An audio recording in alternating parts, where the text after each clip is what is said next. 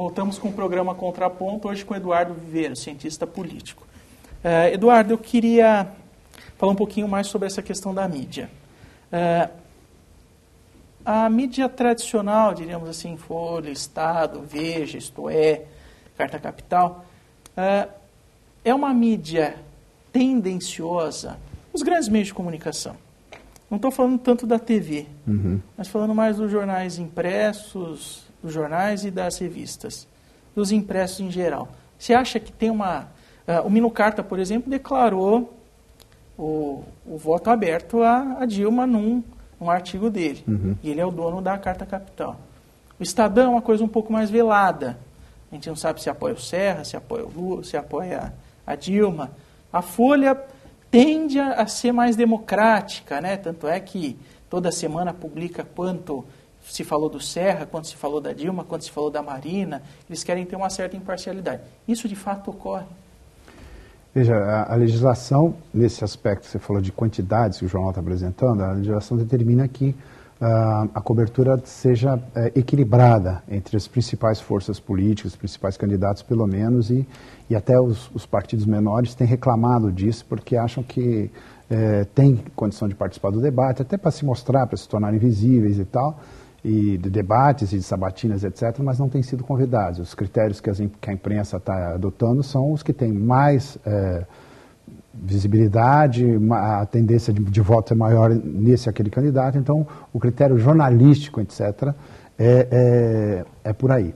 Agora, o grande problema da mídia é justamente aquilo que eu tinha falado sobre, por exemplo, a imprensa espanhola. A imprensa espanhola é claramente não partidarizada, mas tem uma tendência a ter uma determinada posição política por jornal A, B ou C. O País é centro-esquerda, é PSOE. O ABC, La Razón, mais à direita. Público, um jornal novo que é independente, mais à esquerda. Né? La Vanguardia, Barcelona, enfim.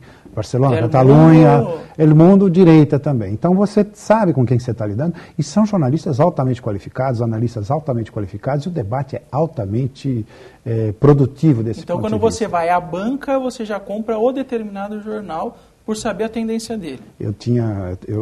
Morei numa região de Madrid que provavelmente é mais à direita. O jornaleiro tinha menos El País e mais El Mundo. Na hora de chegar no domingo de comprar o jornal, você tinha uma pilha do El Mundo e um pouquinho do El País. Né? Agora, aqui no Brasil não tem essa tradição. Né? E nos Estados Unidos e outros países, todos os jornais tomam uma determinada posicionamento por essa ou aquela candidatura, ou esse aquele projeto político. Aqui no Brasil, só a Carta Capital, por enquanto, declarou. Eu acredito que Folha, Estadão, Veja e outros vão declarar. Mas o comportamento da chamada grande imprensa, e aí incluindo televisão, etc., a Bandeirantes talvez nem tanto, mas a Globo e os grandes jornais, as grandes revistas, a Veja principalmente, eles estão tomando sutilmente um caminho político mais voltado para a candidatura de José Serra. Eu acredito nisso. Eduardo, por que a imprensa discute, a mídia em geral discute pouco as questões programáticas e discutem mais as questões, as picuinhas entre os candidatos? Por que isso acontece? Porque a campanha está caminhando nessa direção. Né? Você tem, parece que recentemente foi criado um grupo de 15 equipes de cinegrafistas e jornalistas que estão percorrendo o Brasil, vinculados à candidatura de José Serra, para caçar boatos. Né? Caçar boatos para serem desmentidos. O que é isso? Picuinha. Né? As respostas, por sua vez, que a candidatura Dilma ou mesmo a Marina dão, vão na direção de ou desmentir boatos ou de se contrapor à postura desse, daquele candidato, ou do vice, por exemplo, as acusações que o Índio da Costa, vice do José Serra, fez. E aí, parece que há uma estratégia de campanha se trabalhar pela desqualificação do debate, ao mesmo tempo se fala muito de debate, em discussão de programas, mas na hora de apresentar, você viu, os programas foram reescritos, a Dilma assinou sem ler, o José Serra apresentou um discurso como programa, depois vai trocar. Então, na verdade, talvez não exista um programa, talvez exista uma perspectiva de poder, projetos de poder, né? Porque o programa econômico, a situação econômica está tão clara, está tão delineada. Você acha que não muda?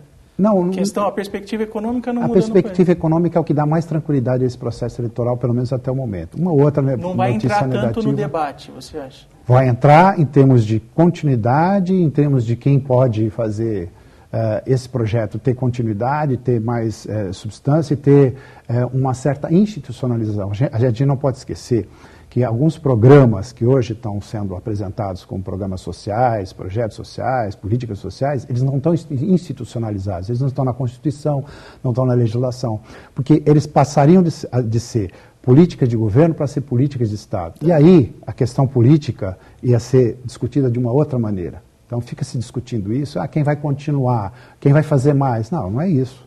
A questão é quem tem uma estrutura política, quem tem um arco de aliança suficiente para dar continuidade a isso. Porque a instabilidade política vem da falta de apoio. Então, quais são os pontos que você acha que...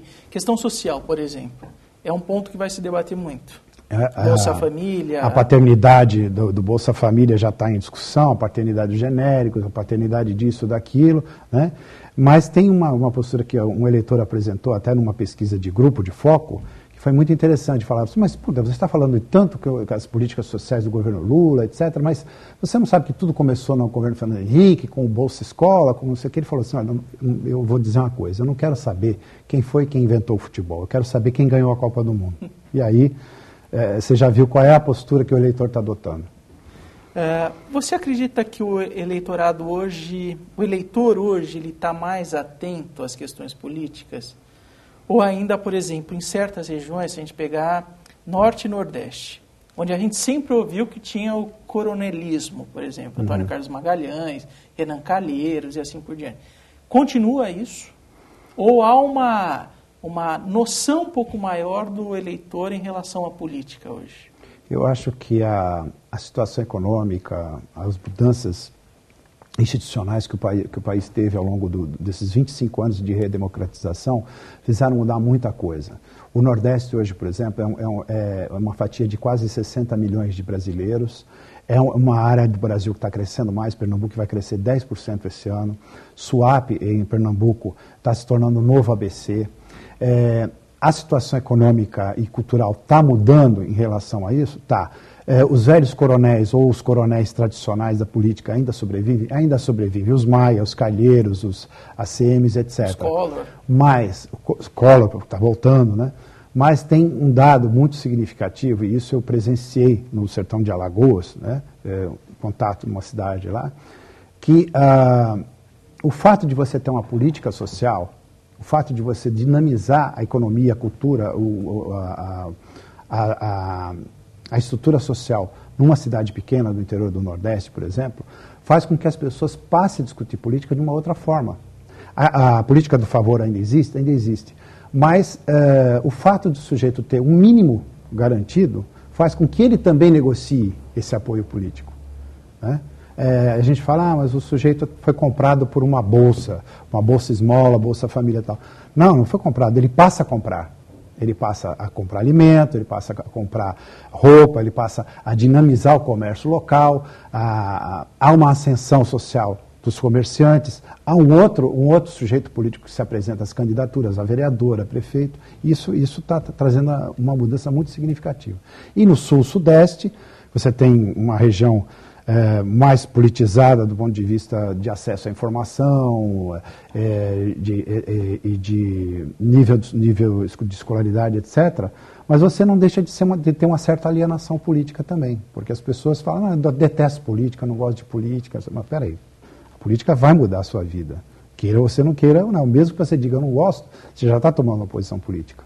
Eduardo, eu quero agradecer a sua participação aqui no programa, acho que elucidou muito essa questão dessa noção um pouco desse cenário nacional, né, de como a política vai caminhar um pouco. Eu já estou te nomeando o nosso analista político aqui do programa Contraponto e espero que você venha em outras oportunidades. A gente tem que discutir os blogs políticos que você fez pesquisa, a gente tem, quando a eleição avançar um pouco mais, a gente tem outras discussões a fazer. Então eu quero que você volte aqui ao programa, porque as suas questões, as questões que você coloca são muito pertinentes para o programa Contraponto.